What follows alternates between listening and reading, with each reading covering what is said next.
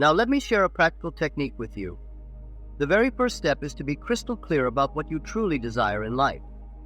Once you have a clear picture of your desires, vividly visualize them, almost as if you can see, touch, and experience them in the physical world. Immerse yourself in this mental state.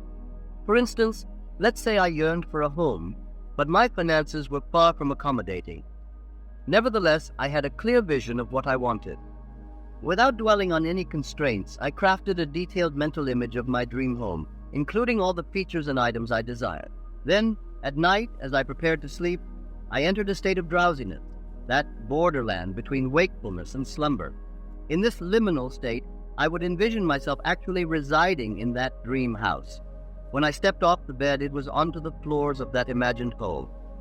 If I were to leave my bedroom, I would enter the adjacent room in my mental house. As I touched the furniture, it felt solidly real, and as I moved from room to room within my mental construct, I would peacefully drift off to sleep. I knew, in a way beyond my conscious planning, that my dream home would manifest itself. I've witnessed this technique work wonders time and time again.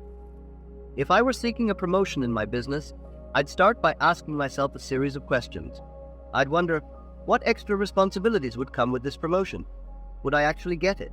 How would I handle it? What would I say and do in that situation? What would my daily routine look like? In my mind's eye, I'd start to envision and experience it all. I'd mentally step into that new role and begin to visualize myself taking on those additional responsibilities, confidently carrying out the tasks, and interacting with others just as I would if I were already in that elevated position. Now let's say I'm longing for the love of my life, or I'm on the quest to find that special someone, that wonderful girl or man. What actions would I take that would indicate I've already found my ideal partner? For instance, let's imagine I'm a lady in this scenario. One thing I'd definitely do is wear a wedding ring. I'd visualize slipping that ring onto my finger, and in my imagination, I'd feel the weight of it, the texture and the presence of the ring as if it were physically there. I'd give it all the sensory richness and depth my imagination could muster. And while I'm mentally feeling my imaginary wedding ring, which signifies that I'm happily married, I'd drift off to sleep, fully embodying that state of being. This story is found in the Song of Songs, also known as the Song of Solomon. It says, "One night as I lay on my bed, I searched for the one I love. I sought him but did not find him. I called him but he did not answer. I found him and would not let him go until I brought him to my mother's house, into the room of the one who conceived me." If we were to put this beautiful poem into modern practical language, it might go something like this. While sitting in my chair, I would immerse myself in the feeling of having already achieved my deepest desire. Once I'd felt that state as vividly as possible, I wouldn't let it slip away. I'd maintain that positive mood, and in that state, I would drift off to sleep. In a way, it's like bringing that desire right into my mother's room, into the room where I was conceived. You know, most people are completely unaware of the incredible power of their imagination. But once a person starts to uncover this remarkable ability within themselves, they never go back to their old ways. They don't revert to just going through the motions of life. Instead, they become active participants in life itself. The key here is to focus your imagination on the feeling of your desires, already being fulfilled, and to stay in that state.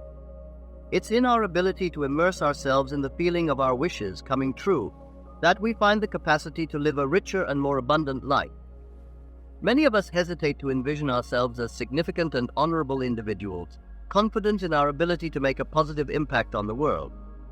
This reluctance often arises because right when we begin to assume this new identity, our logical thinking and our senses seem to contradict the truth of our assumption.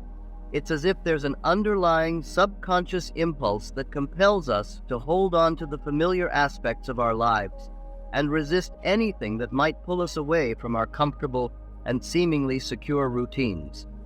But I encourage you to give it a try. If you do, you'll uncover the profound wisdom of the ancients. They shared this wisdom with us through their unique, captivating, and symbolic stories. Regrettably, many of us misinterpreted their tales, treating them as mere history when they were meant to be valuable lessons to help us achieve our goals and desire.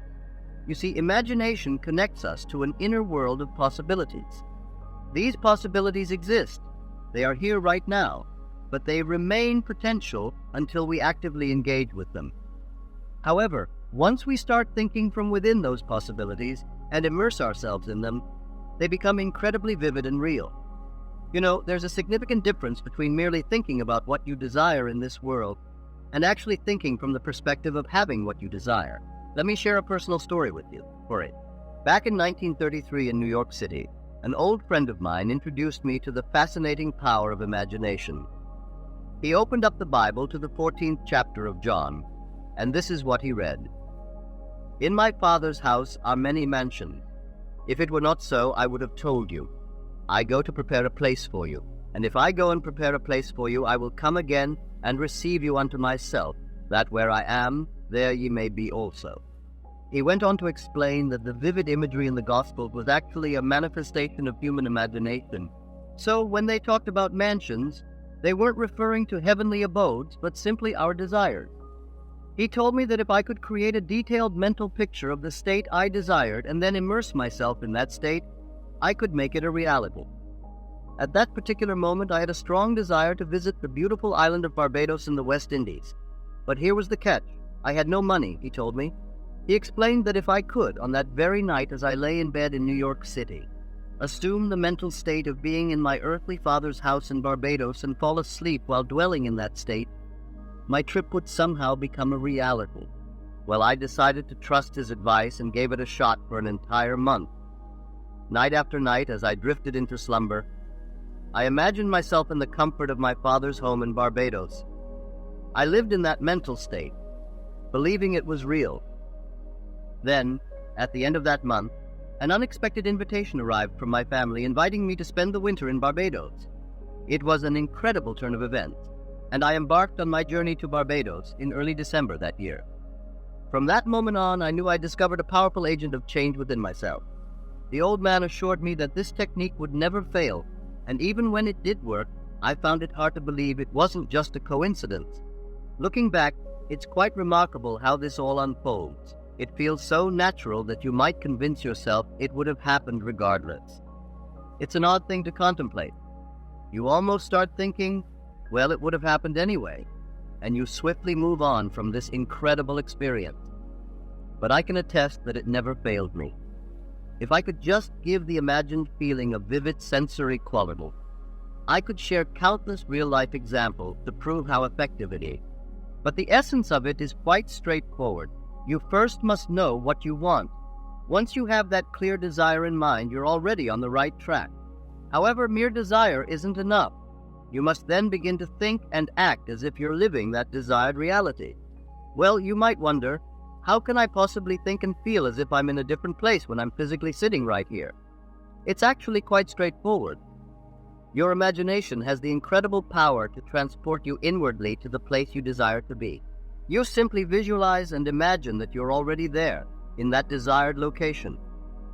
Now, how can you know that you've truly arrived in your imagination? The key lies in how you describe your world. Your perception of the world around you is entirely dependent on where you position yourself mentally. So as you describe your world, if you relate it to that specific point in space you've imagined yourself occupying, then you're already there in your imagination. It's not a physical presence, but it's very real in your imagination, which is your true self. And where you go in your imagination and make it feel real, you'll eventually go in the physical world as well. Once you've reached that state of imagination and then drift off to sleep in that state, it's done. I've never seen it fail. This is the simple technique for using your imagination to achieve all your goals and desires.